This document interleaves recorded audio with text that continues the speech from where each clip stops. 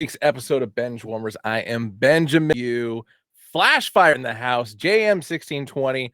I don't know why the title's all screwed up on the chat, because on my end, here in the corner, whatever corner it's in, it says Benchwarmers, NBA City Edition rankings. So I don't know what's up with that. I'm gonna have to change it in Twitch, apparently. Have you seen Jay? What's going on? But wanted to give a little extra intro, give people time to come in case there's commercials, in case my internet lags, which it definitely was doing during the intro. But anyway, if you guys aren't on Capital Show live, you can always catch us on YouTube at Hat-Club. Be sure to subscribe to us, which is a fancy word for follow, and give us a like if you like what you see. What is up? Always something. Always something. Oh my God. Anyway, my hat choice today is very pertinent to something that's going on tonight. I wasn't going to go into much detail about it, so I'm just going to go quickly through it. Mike Tyson versus Jake Paul kicking off, actually nowish, the undercard at least. They're supposed to take the ring sometime around 11 p.m. Eastern time, which is friggin' late. But it is a Friday. Nobody's got shit to do except drink and party and whatever. So anyway, my thoughts on this fight are, what the fuck? It shouldn't be happening, but I feel like the majority of people are definitely pushing toward Tyson just because the fact that, for whatever reason, Jake Paul kind of gets under people's skins. So does Logan, for that matter, too. But anyway, Tyson at least is an established boxer. Jake Paul has been, making a bit of a spectacle over it over the last couple of years.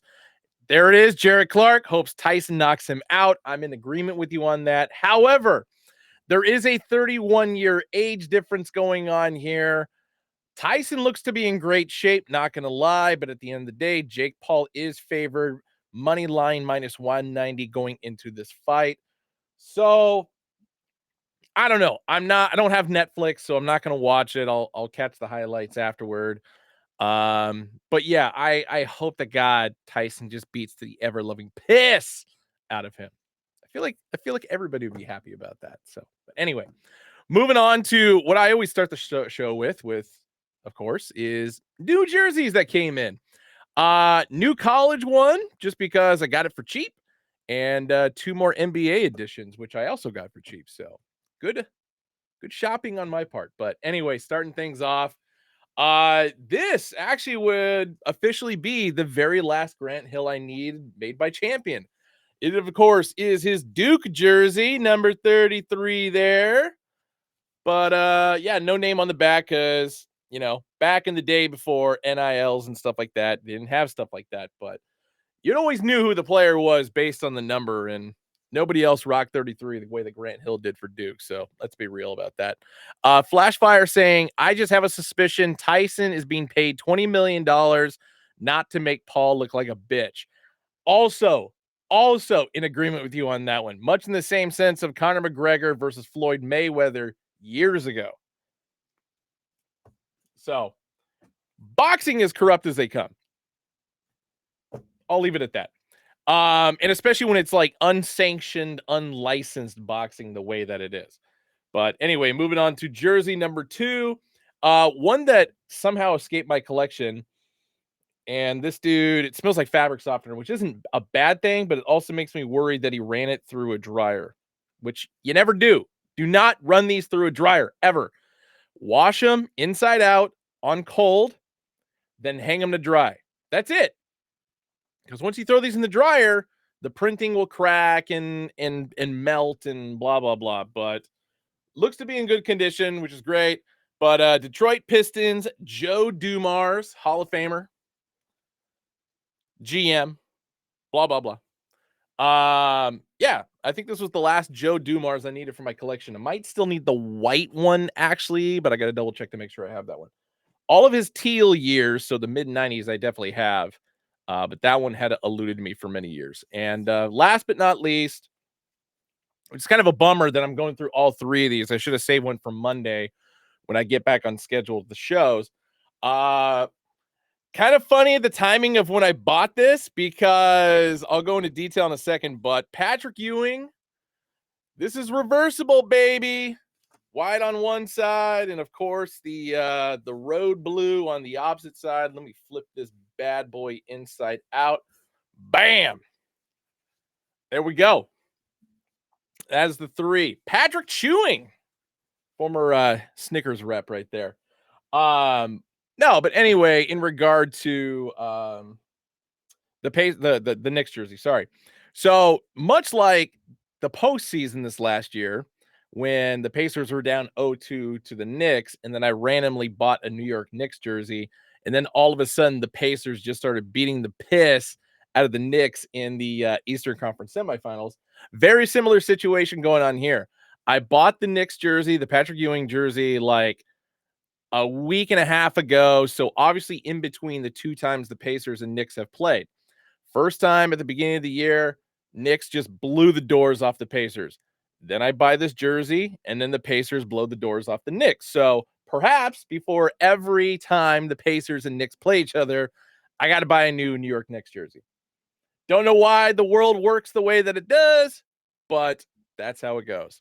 Third line says, that is fantastic. All jerseys should be done like that. I agree. Save some money. Get a reversible. I think I only have like 6 or 7 left that Champion made, roughly, that were reversible jerseys. Rodman, Jordan, Pippen, those are very low on my needs list just because I can get those anytime I want. There is a reversible Kobe Bryant, Kevin Garnett that I still need. I think I finally got the Chris Webber, Sean Kemp reversible, which was a Wizards Cavaliers. I got to go back to my collection and double check. And then third line saying, LOL, sorry, honey, I have to go buy another jersey. I don't want to, but I have to. Exactly. Story of my life right there. But anyway, speaking of basketball jerseys, if you haven't seen it yet, thanks to sportslogos.net, I stole these photos from them. So I'm giving Chris Kramer full credit because obviously on my reference guides and stuff like that. Big Show, what's up? This is Benchwarmers, baby. Talking about sports. If I didn't cite my sources, I would feel guilty about that. But anyway, the new NBA City editions are out. All the photos. Obviously, teams have not played with all the jerseys yet. So I'm going to go through. I'm going to give them my score. Because as I've told this story many a times before, my friend Sam, who is a designer for Nike, has been for, oh my God, how long's it been? 18 years now. 18 years he's been with Nike. And I know. Somebody else said I got the caption wrong. It's right on my side. For whatever reason, it didn't cross over. I don't know why. I'll fix it later. Blah. But anyway, when Nike took over the NBA contract again, he and a bunch of other designers were basically sourced to come up with ideas for the upcoming season. And because I'm such a NBA jersey collector, NBA fan, etc., he tapped me to help him with a few designs. Very cool thing of him to do. Unfortunately, of the 13 or so teams that he ran by me, unfortunately, Nike and or the teams didn't use a single one of them. Now, over the years since that point in time, there have been a few elements that have made their way into these jerseys, which is awesome. I'm not saying it's because of me. I'm just saying probably more coincidence really than anything because I used a lot of old logos throughout the history of each team. It was bound to happen. Same with color schemes and stuff like that. So going into these with the new city editions, I feel like I'm a decent authority on being able to give a proper score to every single one of these, yada, yada, yada. Let's get this underway, starting, of course, alphabetically with the Atlanta Hawks. So, first things first, white and baby blue. Interesting color combination considering the fact that in the entire history of the Atlanta Hawks organization, they never used baby blue. They used royal blue back in the day, back in the Pete Maravich days, but there was also an element of neon green that was mixed in with that as well, which I feel like should have been added in just because obviously the script across the chest is a throwback to the 1980s, early 1990s Hawks years, which I feel like is a really strong element. But yeah, I really feel like if they would have gone royal blue and the neon green in some capacity, it would have taken it up another notch. Either way, I still feel like it's a pretty solid jersey. I'm going to give it a 6.7. I feel like that's fair. Boston Celtics up next. Not going to lie, I ain't digging this. And there's two reasons behind it. One, why the hell would you not just go with your classic Kelly green? Why you got to go with this tennis ball style green colorway, etc.? But then even more importantly, if you look at the typeface and the numbers, it reminds me of the City Edition Utah Jazz jerseys from a couple years ago. So due to lack of creativity and especially changing probably the most important color element of the Boston Celtics, I'm going to give this one a 1.9. 1.9. Snooze fest. Exactly. Both third in line and Flashfire agree with me on that. 1.9. Brooklyn Nets. Yeah, okay, sure. An effort was made, and so I kind of have to respect that. I do like the typeface they use for Brooklyn because it's very Crooklyn slash do the right thing, very Spike Lee-esque, even though Spike Lee is obviously a New York Knicks fan. But it has that kind of like Jordan element to it, with it being a Nike product. Good thing to do. But the kind of black and gray camouflage, I'm a bit confused about that. So, like I said, A for effort, I guess. I'm going to give this one about a 5.6. I feel like that's being fair. It's a jersey. Exactly. It's a jersey. Charlotte Hornets, not the official teal colorway, but getting the elements of the Tiffany blue in there instead, I feel like is a very strong suit. Going back to the pinstripe, the multicolored pinstripes of the 1990s, I feel like is a smart move as well. I dig this. Granted, you're the Charlotte Hornets, so I would hope to God there'd be some kind of Hornet element on it.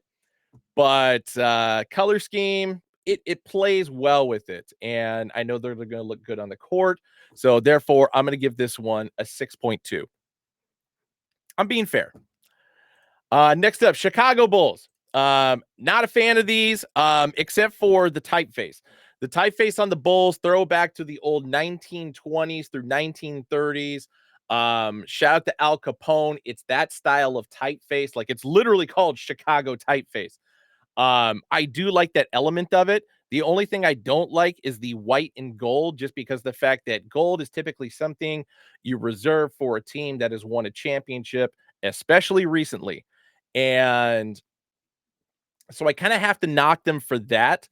I mean, if this was something that came out, post Jordan era after the second three-peat, yeah, it would be more in that wheelhouse, but it's hard to beat a Bulls team that rocked black and red pinstripes, which the Bulls have obviously added back to their repertoire over the years here and there. But I still feel like there's some work that needs to be done on this one. Eliminating the red completely, I'm not a big fan of, unless, of course, like I said, you win an NBA championship. But it still looks pretty decent, so I'm going to give this one a 5.7. Up next, Cleveland Cavaliers. Going with the land, I don't mind that. I actually kind of dig it. The baby blue is a bit much, but also at the same time, I don't hate it. It's a much lighter, more of a sky blue compared to what the mid to late 90s, back when they were black and baby blue, etc. I still need like a closer visual as far as what's going on the sides, but it's like I don't hate it. At least they're thinking outside of the box, but I'm still gonna go about. I'm gonna give it a 5.8. I'm gonna give it a 5.8. Just because I still feel like you need some navy, you need some black, you need some gold, some maroon, something from the traditional colorway sense.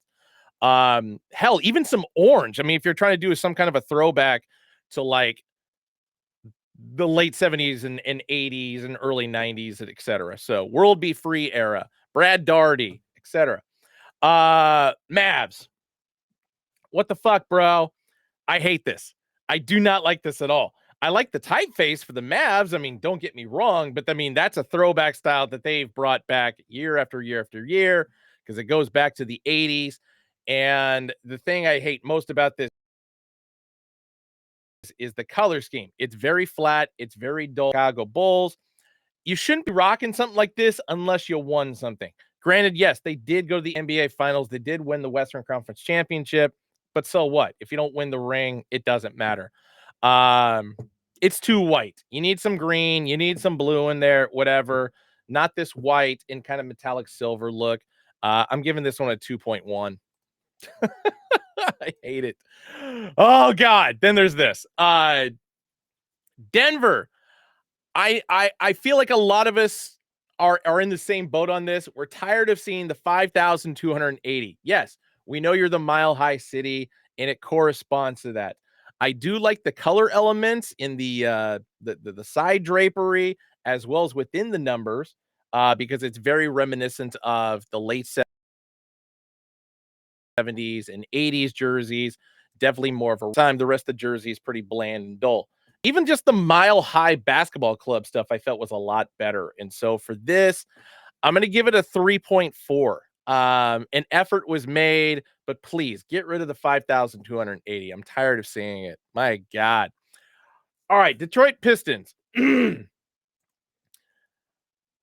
The typeface and the numbers are fine. My biggest issue with this, I know that's more of a burnt orange as far as the side stripes, but the problem is, upon first look at this, I thought it was a Portland Trailblazer jersey. And because if you guys remember, City Editions from years back using the Rip City was basically the same color scheme. Definitely more red than burnt orange. So I got to take off points for that. And therefore, I'm going to give this one a 3.7. I feel like that's being fair. As far as the color scheme on this, it's like cream and burnt orange. It's interesting, or a tan, if you will. Golden State Warriors. I feel like the Golden State element of it could have been a little bit better. I like the color scheme on it because, as much as, and a lot of other Warrior fans are still pissed that the Warriors moved from Oakland to San Francisco, they still include some of the best elements from the Oakland era jerseys, of course, Thunder era. So keeping the color scheme with that, the navy blue, the darker red, the orange, the yellow, I feel like that was strong. I just don't like the typeface of the Golden State. Now, it does remind me of Rollerball, which I love that movie. And I'm talking about the old James Caan version. So there is that element of it. But at the same time, as Flashfire says, selfishly, I think this is a hit with the Golden State Bridge reference in it. Whatever. Screw you, pal. I just feel like it could have been a stronger typeface. Now, I don't hate it completely. So therefore, I'm giving this one a 6.5. I feel like that's being fair. Still haven't had a jersey necessarily crack the sevens yet. Until now.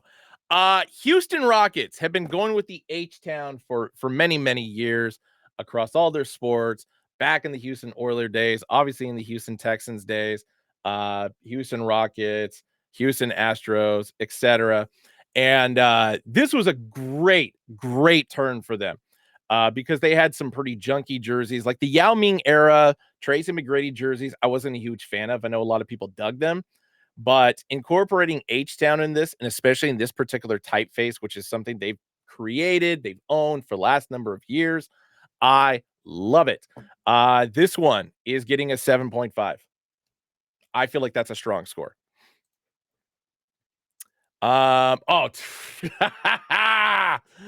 Indiana Pacers. A lot of people were just blown away by this transition last year, but I'll be dead honest. As a lifelong Pacers fan, I loved the black version of these from last year, and I love the white version, the home version, even more.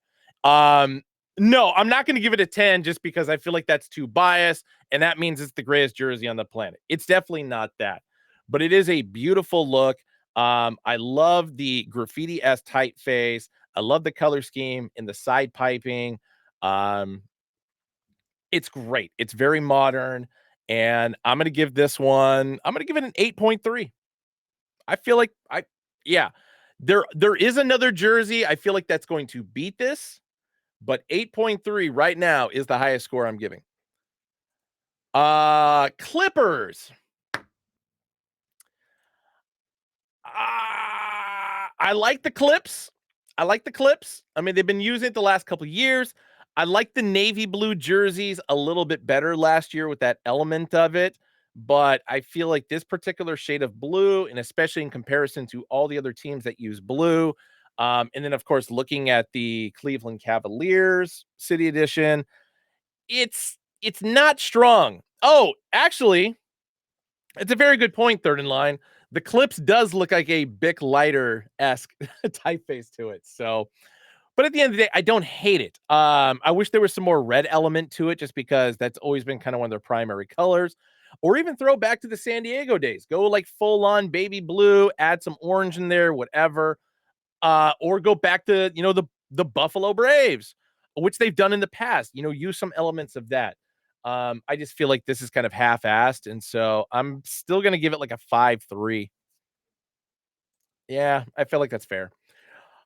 Lakers, going with the Lake Show.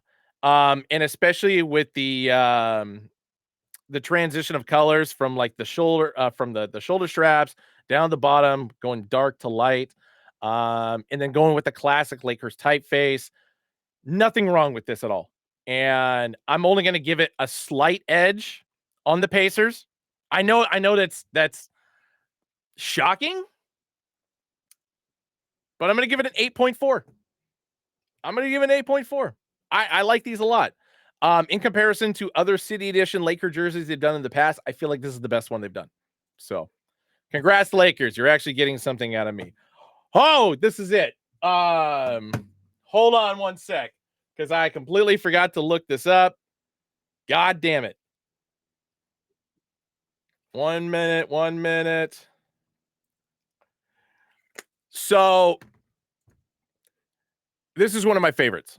And the main reason why is because even though you could say, well, all they did was take the exact same look of the Memphis ABA sounds from back in the day, but so the hell what? I like retro shit like this. And I'm the critic on this one. So, great job, Memphis Grizzlies. Way to tap into the history of basketball within Memphis. I'm giving this one an 8.7. 8.7. It's a good one. Heat culture by the Miami Heat. I hate this. And I'm not saying it's the worst, but I just don't understand this heat culture and they've been trying to do it for like the last couple of years. Not to mention the fact that the black just kind of like blends in with the red. It's boring as hell. Agree with you on Flash Fire, but it's still better than some of the worst ones we've seen. So I'm going to give this one a 3.2. Milwaukee Bucks going with similar themes they've done for the City Edition in the last couple of years. I know if Southside Steven Seabright was here because he's a big Bucks fan, he would agree with me on this one. I'm gonna go a 6.8 on this. Like, it's good. There are some elements that could obviously make it a little bit better, but I love the blue. I love the state outline, or at least the portion of the state outline that comes on the front of the jersey. Great job. Great job, Nike. Great job, Milwaukee Bucks. Minnesota Timberwolves. This is out there. It's like a combination between, the Northern Lights and like Tron. But once again, I don't hate it. I kind of dig it. I feel like there should be some more elements to it, but yes, I agree with third in line. It is much better than last year. Um, so I'm gonna give this one. I'll give it like a 6.2. I feel like that's being fair. Jack Castles. We'll talk about that on recap. This is a different show. New Orleans Pelicans. I like this a lot. And especially with a team that has its own created identity once they, transition from Charlotte to New Orleans, drop the Hornets name, became the Pelicans, and basically can do whatever the hell they want. Going with the Mardi Gras theme colorway, smart.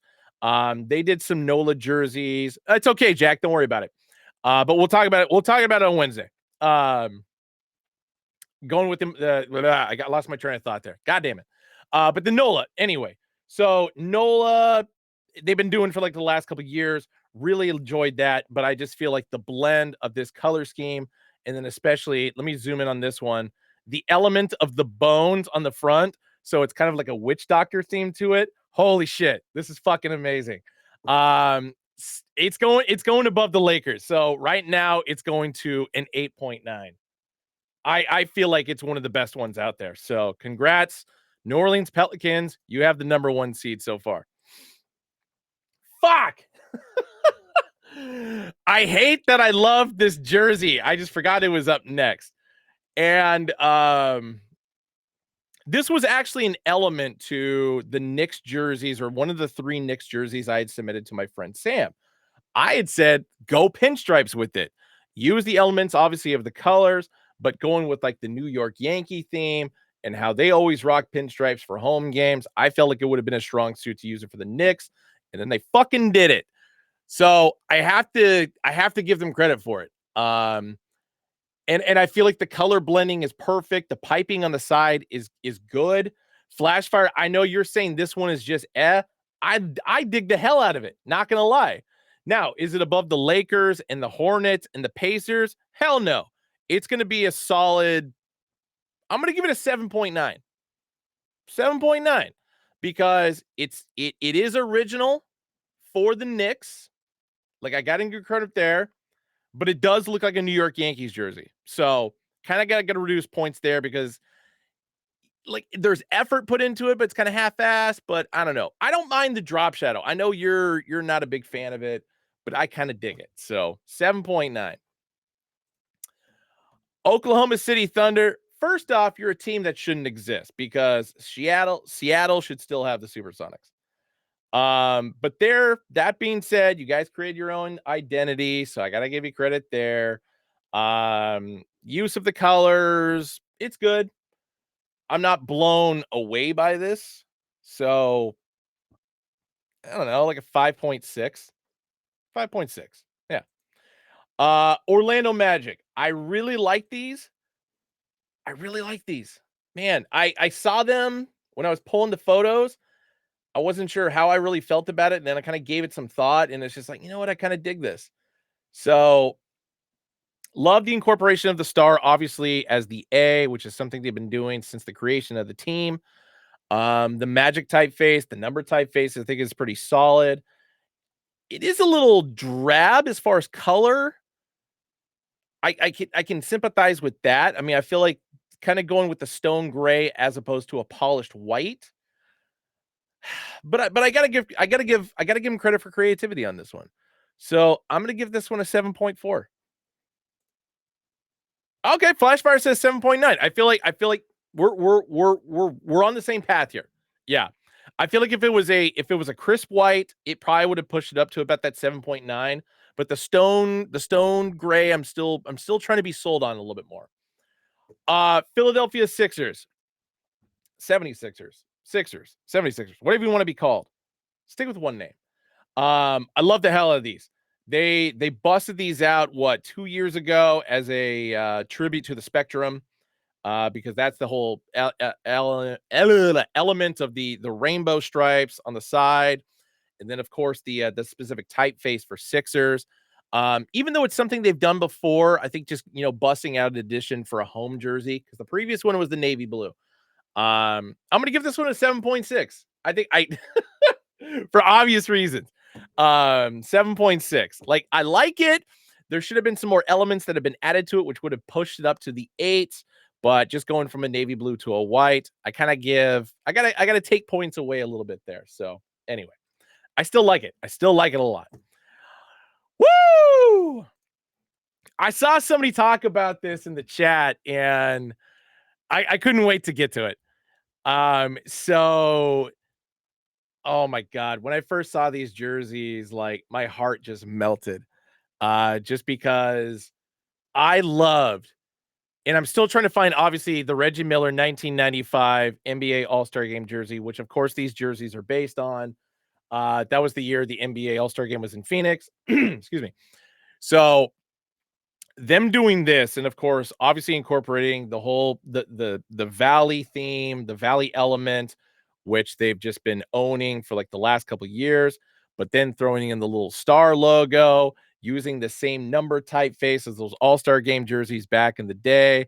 If I was a Phoenix Suns fan, I would be buying the shit out of this the minute it becomes available, which obviously they are now, but I'm not a Suns fan, so that's why I'm not buying it. I also only buy champion jerseys, so that's why I'm not buying it. But if I did, I'd buy the shit out of this. And therefore, because it was the theme was the 1995 NBA All-Star game, I'm giving this one a 9.5. And I'll be dead honest, I don't think anything is going to top that. So, congratulations, Phoenix Suns. Even though I still have more teams to go, but I doubt anything is going to top that. Portland Trail Blazers still sticking with the Rip City, which I absolutely love. Still going with the Argyle style print. Shout out to the late Dr. Jack Ramsey, the former head coach, who of course helped the Portland Trail Blazers, along with Bill Walton, win the 1977 NBA championship. It's a little bit of a step back, but not much. Would like to see a little bit more red into it. Whatever. I know it's on the outline of the numbers, the Rip City, and in the swoosh. Yes, Flashfire, you're 100% correct. It is a 7.7. I I couldn't wait to get to it, but honestly, my favorite city edition that the Blazers have done, which I feel like has mixed emotions with a lot of Blazer fans, is the OG Portland carpet, the PDX carpet, with the teal and the weird diagonal elements and stuff in it. Fucking love those jerseys. So I love this jersey, but I still feel like it's a little bit of a step back. And some of the other Rip City jerseys they've done have been a little bit better, but I love the fact they're still keeping the Rip City. So yes, yes, I am easy to please when it comes to my scoring system. Sacramento Kings. I dig the hell out of this jersey. The only thing I wish it was, or wish they changed, was adding the typeface from the Kings of the 1980s, that cursive style. Um, that would be the only thing that would take this from the sevens into the eights. But I still like it. I like the throwback to the retro colorway, paying homage to the Kansas City and the Cincinnati Royals for that matter. And if there was a little bit of baby blue in there, that'd be dope as well, but maybe a little bit too much. But yeah, if it was that cursive style Kings typeface on the front, holy shit. We're talking like an 8-7. But because it's not drab, but it is just kind of boring. It's just kind of simple. I'm gonna go 7.5 on this one. 7.5. I feel like that's fair. I feel like that's very fair. San Antonio Spurs. Sorry. I gotta knock this one just because the fact that Charlotte Hornets are already using the Tiffany blue. And I really wish that this was either white or black, and of course had the teal and the hot pink element from it, just because they did it in years past. It's always been kind of their traditional color scheme as far as like, the 70s and 80s full body San Antonio Spurs with the turquoise and the pink above and below. I wish that had elements of it. Other than that, I feel like this is a complete identity changer for them. But I don't hate it. So I'm going to give this one like a 4.6. I think it's the only team that I've marked in the 4 so far, to be honest. Toronto Raptors, you sons of bitches. I forgot about this one, even though obviously we're going alphabetically. I love the hell out of this jersey, and especially considering the fact that what was it, a couple weeks ago they did the Vince Carter jersey retirement night, which thank God they did because of the blood, sweat, and tears that man put into this organization. But most notably, what's really interesting in regard to the Vince Carter era is after his second year there was when they changed the identity of the uniforms and stuff, because they started going with that three-toed paw on the shorts, and it was a very drab, just Toronto and Raptors, and it was when they were doing the wide sleeves. So for them to bust this out, the between the legs, actually going with the actual dinosaur, fuck yeah, man. Um, this one gets a 9.3 for me. 9.3. And especially, I got to zoom in on this. Adding the lightning style pinstripes like they used to have back in the day. Just everything about this is perfect. I wish I bought Nike jersey because this is definitely one that I would buy. This one, the Phoenix Suns, the Indiana Pacers, obviously, are all in my tops. Lakers up there as well, but there's no way in hell I'm buying another Laker jersey. Utah Jazz up next. I mean, they've brought back the mountain logo so many times with their city editions that there's nothing really creative about this. I mean, if anything, yeah, there's some blue in it, but they should have added it more to the mountains, I guess. I mean, I'm still going to give this one like a 6.2 just because it is a throwback to the 90s. I have to respect that. But yes, third in line. I agree. Third in line says, I swear the Jazz have like 5 jerseys exactly like this. Like, I like it. I like the mountain logo. So that's why I give it as high of a score as I am. But come on, guys, come up with something different, please, for the love of God. Washington Wizards. I think this is the last one, if I'm not mistaken. Uh, Adding the entire District of Columbia on there, I just feel like it's too much. I know the district and the numbers are red, and that's the main focus, and the of Columbia are just kind of like in there.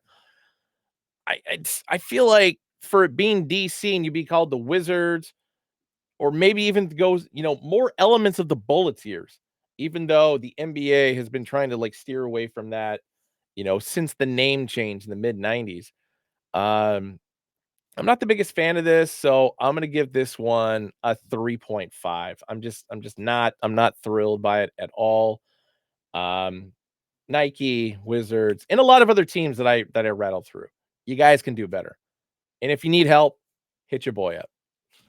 So, if I'm not mistaken, that was the last one. Yes, sir. So, going into everything in sports, I'm gonna have to go through this quickly because I spent a lot of time just going on the jerseys and stuff like that. So, Cleveland Cavaliers, the darlings of the NBA, off to a 13-0 start at the moment. Although they are playing right now. The last I saw, they were up by 5. How are they doing now? 77-73 at halftime. So we'll see if they stay undefeated after this show. Love it. Love this Cavaliers team more so than LeBron James, obviously coming back, teaming up with Kyrie Irving. So if this team is the real deal and goes all the way and takes everybody out, awesome. Yeah, they've beaten the Bulls a couple times. They blew the Warriors out of the water. So it's not to say like, oh, this is some fluke team. They've played some easy teams. No, not the case, especially considering how good the Warriors are right now.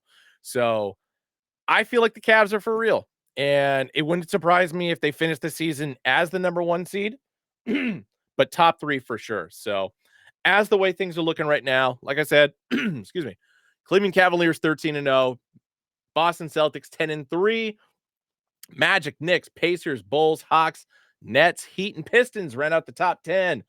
Milwaukee Bucks, 76ers, Raptors. What the hell are you guys doing? I will say, okay, maybe the Raptors should be somewhere toward the bottom. That's fine. Sixers, Bucks? I mean, yeah, Doc Rivers is your coach on the Bucks, who shouldn't be, and I've vented many a times about this over the last year. I'm not going to give it any more of my breath. But fix your shit. Or stay terrible. I don't know. Keep the Pacers a top 5 team. I'm okay with that. Over in the East, excuse me, Oklahoma City Thunder 10-2 right now. Warriors sneaking behind at 9-2, followed by the Suns, Nuggets, Rockets, Lakers, Grizzlies, Kings, Clippers, Spurs in the top 10.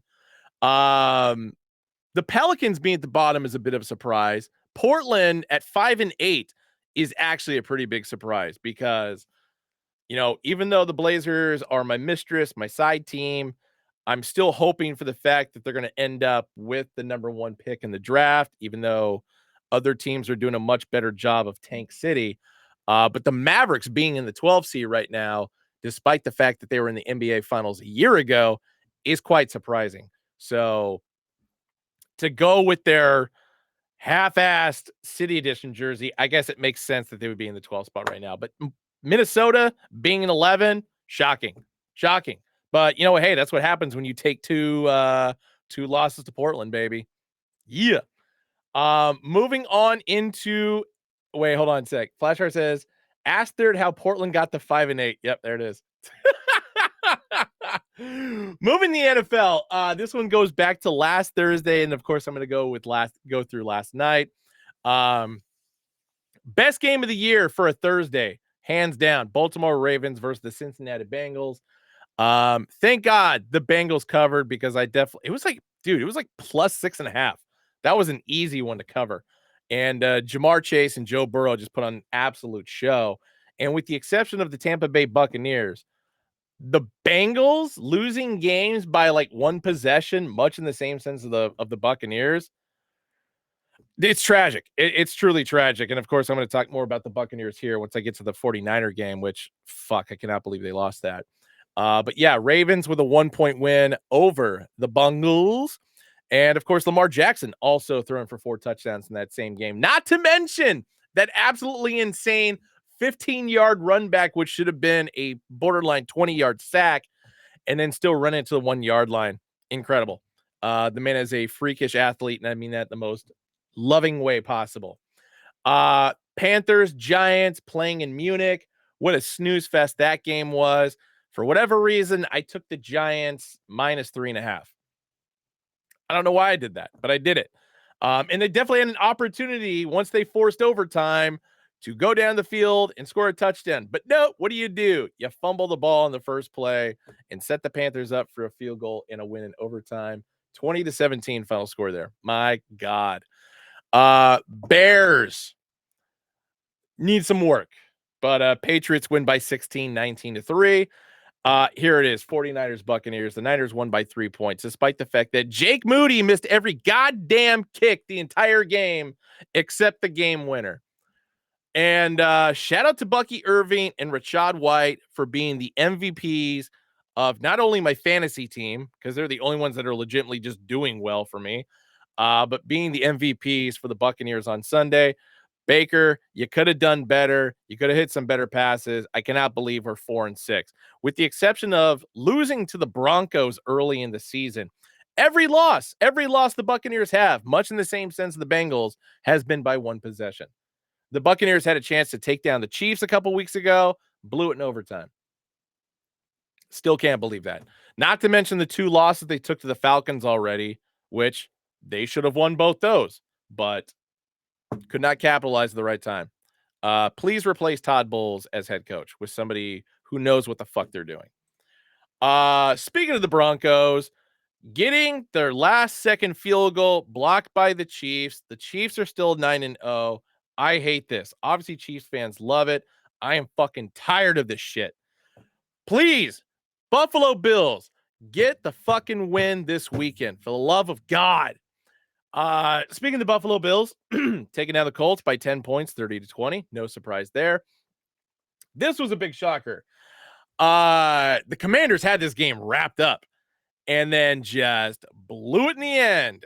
Steelers continue their magical season, 28-27 victory, 7-2 on the season. Absolutely incredible, especially considering the fact that look at their quarterback situation.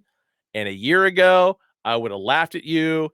And if you would have told me, oh, hey, both these guys are going to be not only on the same team, Justin Fields and Russell Wilson, but they're going to be 7-2.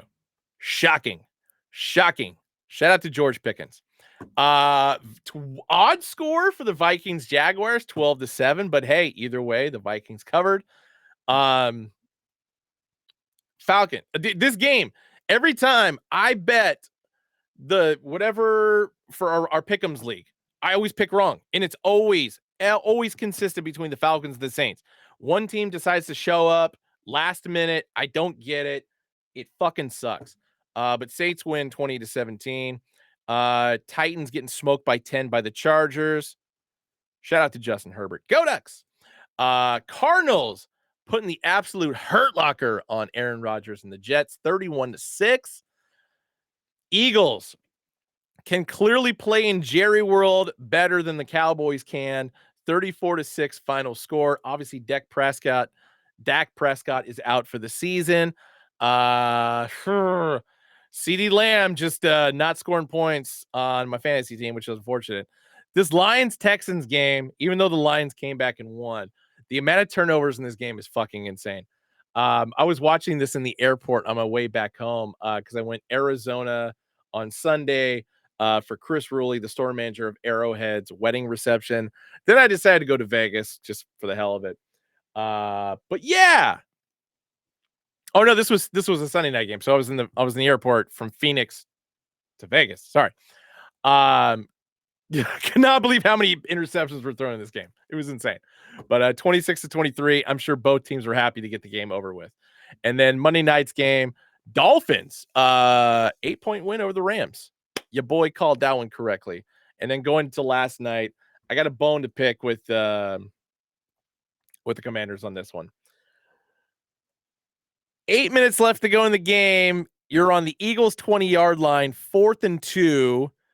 For whatever reason, Cliff Kingsbury had run 2 running plays before that, and then they decided to go for it despite being down by 2 points. You could kick the field goal and take the lead, but no, what do? You run the fucking ball again. What the fuck? What kind of stupid fucking play calling was that? So then, of course, the Eagles go down the field, score a touchdown. And then immediately the next play, when the Commanders get the ball back, throws a pick, Eagles score another touchdown. They go up by 16. Dude, the Commanders were leading this game throughout. And I'm especially pissed because I took the Commanders plus 3.5, and they fucked it for me in the last 8 minutes of the game. Could not believe it. And let alone the Eagles could not kick a field goal to save their lives. What the fuck? How do you lose this game? But that's how it ended. 26-18 Eagles. God damn it. So look at the standings. Bills, Dolphins, Jets, Patriots in that order. Bills just running away with it in the AFC East. AFC West, of course. At least the Chargers are making it close. Yeah, they're 3 games back, but at 6-3, they're looking decent compared to how the Chiefs look. Screw them. Over on the AFC North side, Steelers with a small smidgen of a lead just because of percentage at 7-2 compared to the Ravens at 7-3. And then AFC South, no surprise here. The Texans on top, however, only by 2 games. NFC side, Eagles up 1 on the Commanders. That was basically the tiebreaker for them. And NFC West, Cardinals on top. Who the hell saw that one coming? Although the Niners are coming back, baby. They are coming back.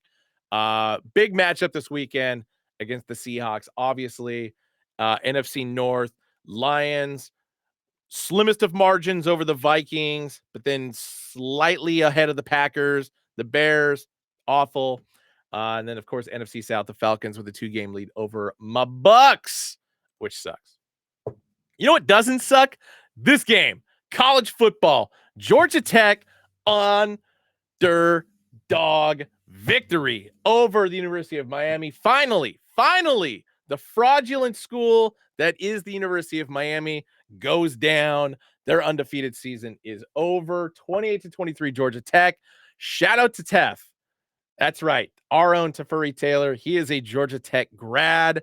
You bet your balls. I congratulated him after this victory. Could not believe it.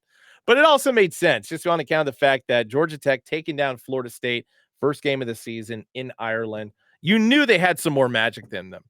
And especially after last season with the shocking upset victory because Mario Cristobal didn't know how to take a knee and the fumble and then I guess you can call it a Hail Mary, even though it was a pretty crisp pass play for the winning touchdown. So glad they got the win again. Go Tech.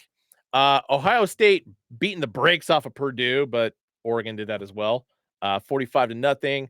Texas over Florida, 49-17.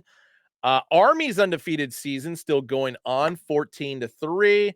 24-14. Clemson over Virginia Tech. Ole Miss with the upset alert in Georgia or on Georgia because the game was obviously in Mississippi. Man, Bulldogs just look bad. Carson Beck just looks bad and has so over the last couple of weeks, but Georgia just could not get anything going, although they're still in the top 12, so whatever. Indiana, smidgen of a victory, 5-point victory over Michigan. Oregon beat the piss out of Michigan the week before, and both Indiana and Oregon are undefeated in the Big Ten, so really calls the question, how legit is Indiana's undefeated season? We will obviously find out a week from tomorrow. Colorado 41-27 over Texas Tech. Not a real surprise there. Tulane 52-6 over Temple. South Carolina taking down the darlings of the SEC. Vanderbilt 28-7. Tennessee over Mississippi State. No surprise there. 33-14. My Ducks, go Ducks. 39-18 against Maryland. It was looking dicey way too late in this game. And then somebody from Maryland decided to hit Dylan Gabriel late. The refs didn't see it. Oregon Ducks retaliated. And from that point, it was just shutdown defense, multiple interceptions by the Ducks. That was the game changer, in my opinion. Flashfire says, good time at this one. Oh, that's right. You were there. Hell yeah. A Flashfire, of course. Yes, I was definitely more worried about this game than you were. I was freaking the fuck out because Oregon should have won by like 50. And yes, they won by 21 points. They covered the spread, whatever, but it should have been by 50. It leaves me a little concerned about how things are going to go against Wisconsin this weekend. Bama beating the doors off of Brian Kelly and the LSU Tigers. You love to see it. You love to see it because I hate LSU. Notre Dame, just a slaying over Florida State, 52-3. My God. Missouri with a wild win over Oklahoma. The fumble recovery in the last seconds of the game ran in for a touchdown. They win this one 30-23. And then Boise State edging by Nevada, who gave them a hell of a game. Ashton Janti, of course, 209 yards on the ground, 3 touchdowns. Still top 3 for sure for MVP. Sorry, Heisman, whatever the hell it's called. Heisman. But Boise State not looking great outside of Janti. So defense has got to pick it up. Penn State putting a hurt on the Huskies 35-6. And then last game of the night, of course, was Washington State over Utah State. Oh, no, there's one more game. Sorry. Washington State over Utah State, 49-28. The Holy War. Oh, God, I love watching this game every year just because, one, I grew up Mormon, so I have some close ties with BYU. Got a lot of family that went there, etc. But, oh, my God, the absolute pissed offness of Utah fans. I know that's not a word, but I'm just going to use it anyway.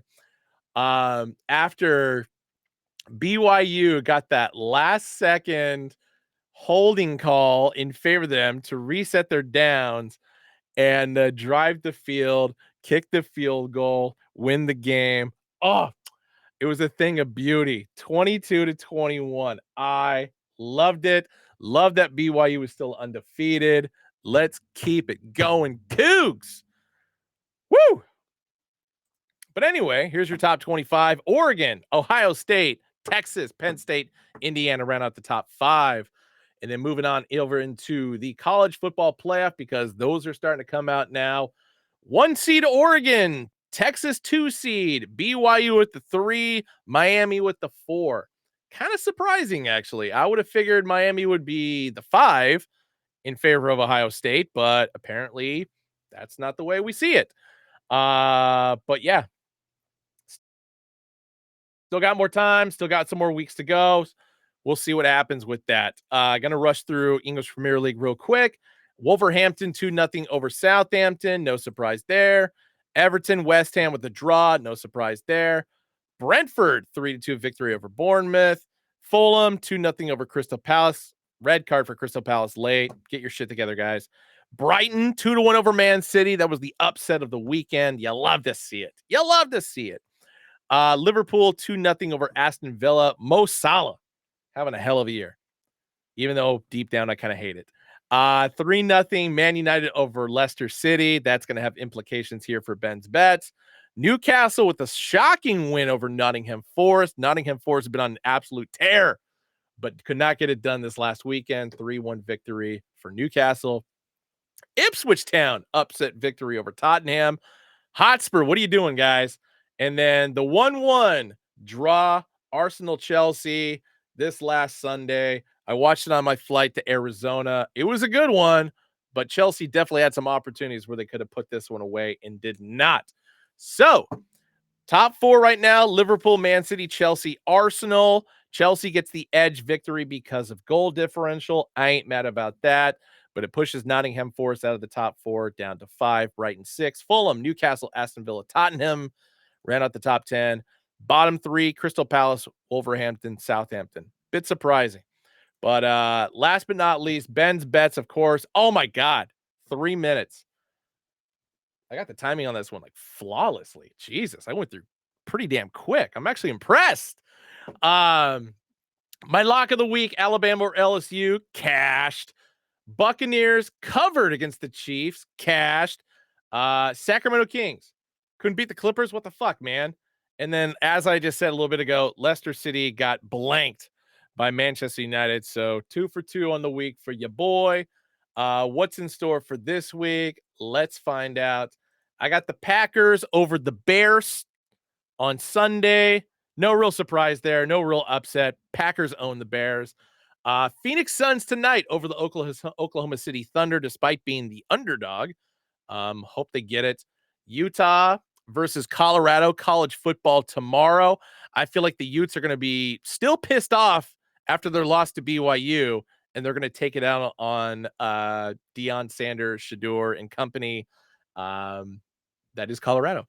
And then last but not least, Bournemouth versus Brighton this weekend. I got a draw in the books.